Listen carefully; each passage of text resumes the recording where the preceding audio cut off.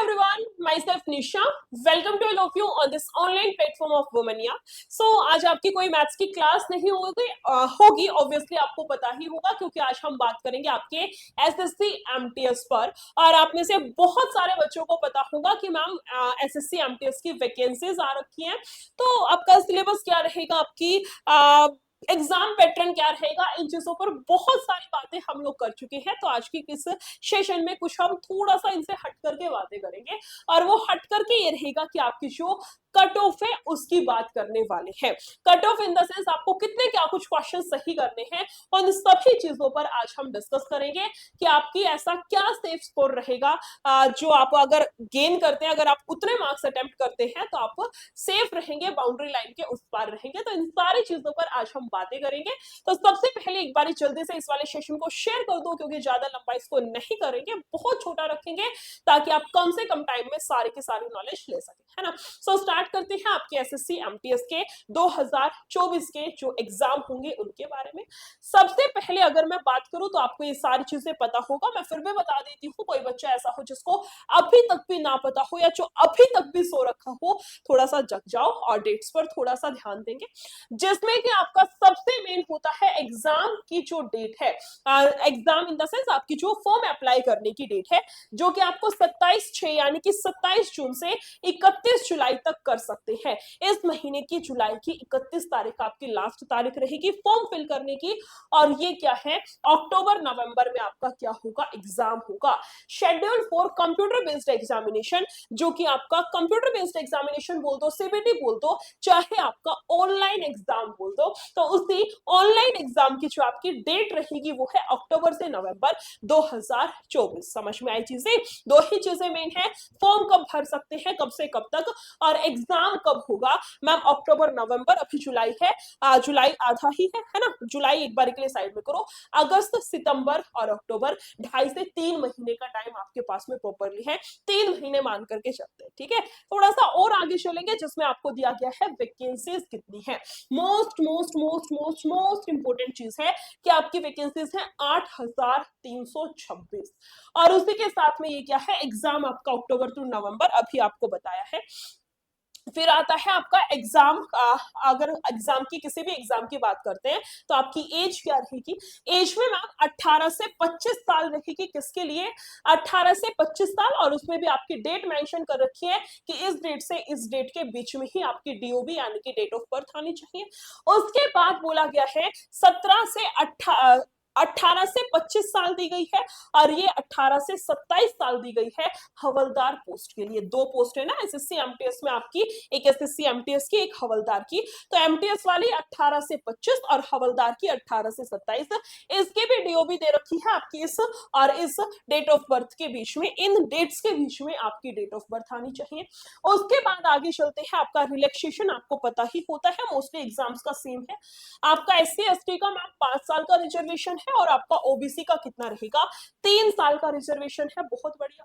इसी के साथ में आपका एग्जाम पैटर्न ये भी आपको पता ही होगा।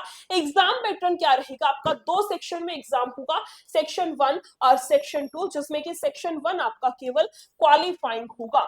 ये आपका क्या होगा, क्वालिफाइंग नेचर का होगा। और जो सेक्शन 2 है ये आपका मेरिट बनेगी। सेक्शन 2 में से आपकी मेरिट बनने वाली है, ये आप में से बहुत सारे बच्चों को पता होगा। मैम सेक्शन 1 में हमारा मैथ्स आएगा और रीजनिंग आएगा। मैथ्स और रीजनिंग के 20 और 20 40 क्वेश्चंस बनेंगे, और क्वालिफाइंग आपका रहेगा 30% पर, यानी कि टोटल आपको यहां से सिर्फ 12 क्वेश्चंस ठीक करने हैं। इसके लिए टाइम आपको दिया जाएगा 45 मिनट का। समझ में आई चीजें? सेक्शन 1 जिसमें मैथ्स और रीजनिंग होगा, 20-20 क्वेश्चंस आएंगे, सिर्फ आपको क्वालिफाई करना है, और उसके लिए आपको 45 मिनट का टाइम दिया गया है। फिर आपका सेक्शन नंबर 2 खुलेगा, जिसके बिहाफ पर की आपकी मेरिट बनेगी। और क्या कुछ मेरिट बनेगी, उसमें आपका जीके आएगा 25 क्वेश्चंस, और इंग्लिश आएगी आपकी 25 क्वेश्चंस, यानी कि मैम टोटल 50 क्वेश्चंस आपके बनेंगे। और एक क्वेश्चन 3 नंबर का, तो 75 और 75 कितना, 150 नंबर हो गए। आपकी जो मेरिट होगी ना वो इन 150 नंबर में से बनेगी, और इसके लिए भी आपको अलग से 45 मिनट का समय दिया जाएगा।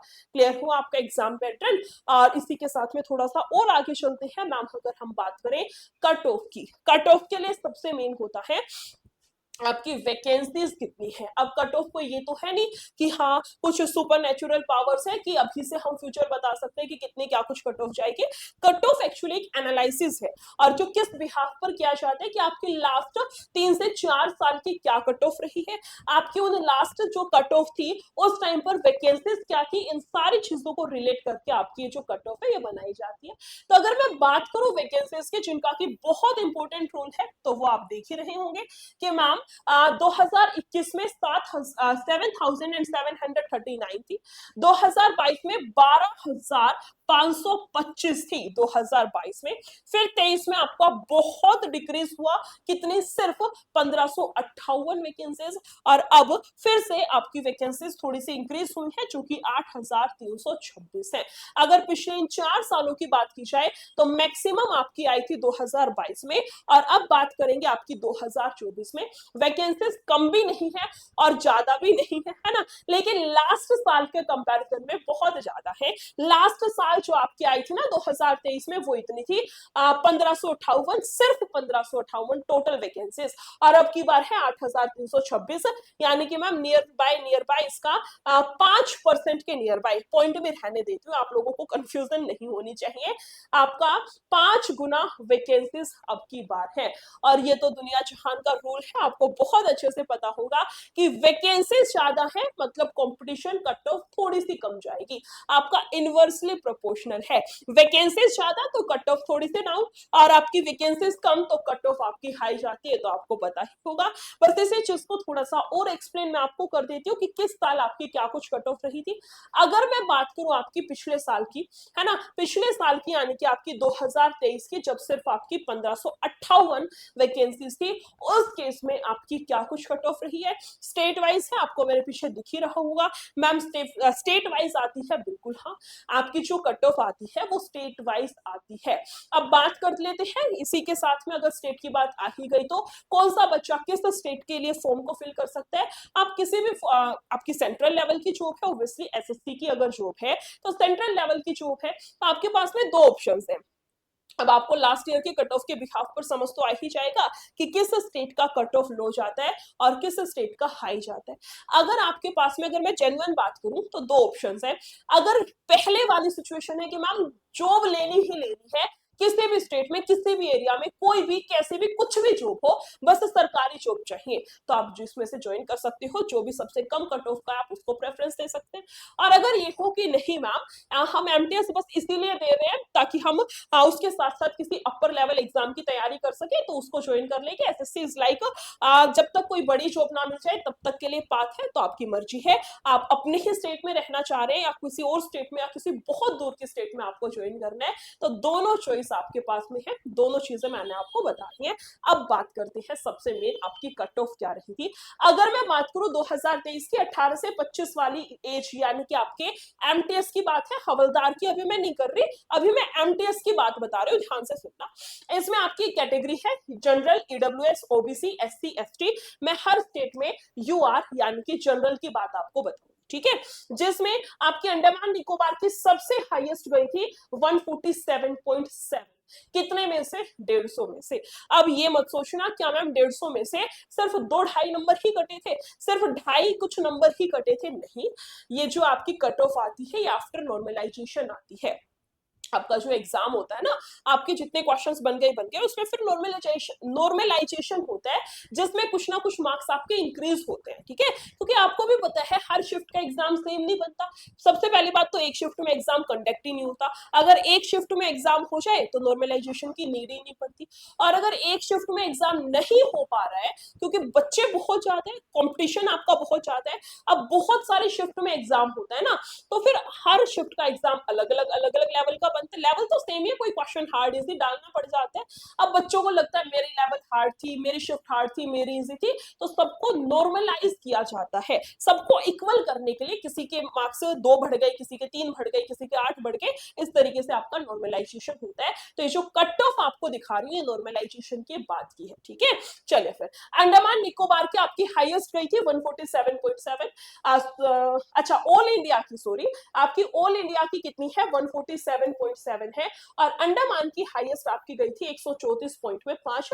आंध्र प्रदेश की भी सेम थी, अरुणाचल की भी सेम थी, बस माइनस आपका डिफरेंस था। असम की आपकी ये है, छत्तीसगढ़ में आपकी वैकेंसी नहीं थी। इसी के साथ में आपकी चंडीगढ़ की 146.6%। इसी के साथ में आगे चलेंगे, थोड़ा सा और डिस्कस करते हैं। आपकी दिल्ली की थी 135.7, दिल्ली वाले ध्यान रखेंगे, बहुत सारे बच्चे दिल्ली का डालते हैं, मुझे पता है। उसी के साथ में गोवा की आपकी जनरल की वैकेंसी नहीं थी, इन सब आपकी जो कैटेगरी है इसमें थी, इसमें आपको दिख ही रहा है।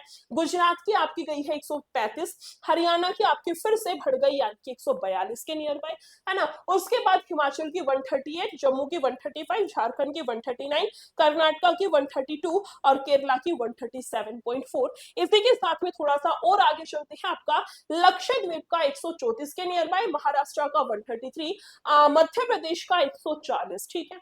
उसी के बाद मणिपुर आपका 135 और ये जाएगा मेघालय 133, मिजोरम भी 133 सेम है। और इसी के साथ में नागालैंड में आपकी थी ही नहीं वैकेंसी, और ओडिशा में 135 और जाएगा पंजाब में 137.1। और ये सारी वैकेंसीज आपको दिख ही रहा होगा मैम, ये सारी वैकेंसीज थी, ठीक है। तो अब देख लेना सबसे हाईएस्ट किसकी है और सबसे कम किसकी है।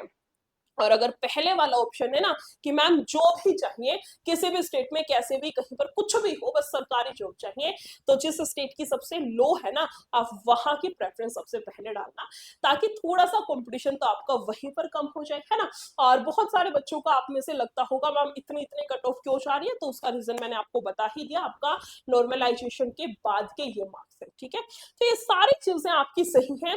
अब मैम सबसे मेन बात आती है कि हमें कितनी तैयारी करनी है, मॉक टेस्ट में कितना स्कोर करना है, ताकि हम खुद का थोड़ा सा एनालाइज कर पाए कि कितने मार्क्स पर हमारा सिलेक्शन हो पाएगा, यानी कि आपकी एक्सपेक्टेड कट ऑफ कितनी है इस साल की 2024 की। अगर मुझसे पूछा जाए तो मैं बोलूंगी आपकी जो एक्सपेक्टेड कट ऑफ रहेगी वो 130 प्लस रहेगी, कितने में से, 150 में से। आपकी जो एक्सपेक्टेड कट ऑफ है वो आपको करना है यहाँ से 130 प्लस कितने में से, 150 में से, ये आपका मिनिमम है ना, ये आपका मिनिमम है। यानी कि कोई भी मॉक अगर आप लगा रहे हो ना, तो एक बात दिमाग में बिठानी है कि 130 नंबर तो कम से कम हर हालत में आपको लेने ही लेने हैं, उससे कम बात नहीं बनेगी, उससे कम आपको स्कोर नहीं करना है, ठीक है। तो बस यही चीजें थी कि आपको एक्सपेक्टेड कट ऑफ कितनी है, 130 प्लस लेनी है, उसके बाद नॉर्मलाइजेशन होगा, जो होगा देखा जाएगा, लेकिन अभी के लिए आपको 130 से ज्यादा नंबर लेकर के चलना है। और अब बहुत सारे बच्चे सोच रहे होंगे मैम 150 में से 130, तो इतने भी वो वाली बात नहीं है, ज्यादा मार्क्स नहीं है आपका, ठीक है ना। एमटीएस की पोस्ट है, ठीक है, वो आपका एग्जाम्स का लेवल भी इतना हार्ड नहीं आता कि बन ही नहीं रहे, आराम से आप बना लेंगे, थोड़ी सी मेहनत आपको करनी पड़ेगी, थोड़ा सा पेशेंस आपको रखना पड़ेगा, और जैसे ही 130 प्लस आपको स्कोर करना है, आपका होने लग जाए बहुत अच्छी बात है, फिर अपना टारगेट धीरे धीरे आप लोग बढ़ा देना। अब बात आती है कि मैम ठीक है, हम लोग ये टारगेट कर लेंगे, अचीव कर लेंगे, कट ऑफ का आपका जो सेशन है वो यहीं पर खत्म होता है, लेकिन इसके अलावा भी मैं आपको एक छोटी सी चीज बताना चाहूंगी। मतलब बहुत सारे बच्चों का क्या रहता है कि मैम हमने सब पढ़ लिया, है ना, हमने सीजीएल के लिए सब पढ़ लिया, हमने सीएचएसएल के लिए, अलग अलग एग्जाम के लिए तो पढ़ा नहीं जाता, एक ही एग्जाम को टारगेट करके पढ़ते हैं। अब ना होता क्या है कि मैम कुछ चीजें पढ़ रखी है, कुछ नहीं पढ़ रखी, कोई क्वेश्चन अटक जाता है, कोई निकल जाता है, तो उन्हीं के लिए आपकी इसी प्रॉब्लम को सॉल्व करने के लिए एसएससी एमटीएस के इसी प्रॉब्लम को सॉल्व करने के लिए वुमनिया आपके लिए लेकर के आ रखा है। आप में से बहुत सारे बच्चों को पता भी होगा, क्या आपका 40 दिन 40 मैराथन, है ना, आपका क्या स्टार्ट हो रखा है, 40 डेज एंड 40 मैराथन, 40 दिन और आपका 40 मैराथन। क्या है 40 दिन 40 मैराथन, मैं आपको थोड़ा सा डिफाइन कर दूं। 40 दिन 40 मैराथन में आपके 4 सब्जेक्ट्स जाएंगे, 40 दिन 4 टीचर, है ना, इस तरीके से थीम है। इसमें आपका जाएगा सबसे पहले जीके, इसके साथ में आपका जाएगा मैथ्स, इसी के साथ में आपका जाएगा रीजनिंग, और इसी के साथ में आपका जाएगा इंग्लिश, ठीक है, आपका रीजनिंग और इसी के साथ में आपका जाएगा यहाँ से क्या, इंग्लिश। ये चारों टीचर्स ने मिलकर के आप लोगों के लिए 40 दिन 40 मैराथन स्टार्ट कर रखी है। टाइमिंग तो आपको पता ही होगा, बस इन 40 दिनों को अपने आप को इन 40 दिनों के अंदर ढालना है। एक दिन के 4 घंटे आपके 160 घंटे हो गए, और कोशिश कराई जाएगी कि पूरा का पूरा सिलेबस आपका यहाँ पर कवर अप हो, सारी चीजों को समेट लिया जाए, है ना। बाकी आपके 3 अप्रोक्स नियर बाय ले सकते हैं, 3 महीने आपके हैं, तो चाहो तो 3 महीने में अपनी तैयारी में 4 चांद लगा सकते हो, है ना। तो लग जाओ, इन 3 महीने को यूटिलाइज करना है बहुत अच्छे तरीके से और अपना 100% देना है, ठीक है। तो फिर इतना ही रखते हैं, और इस वाले इवेंट को जितना हो सकता है आप शेयर करेंगे, और मिलते हैं फिर ऐसे ही किसी और इंफॉर्मेटिव वीडियो के साथ में। Thank you so much, take care, bye bye.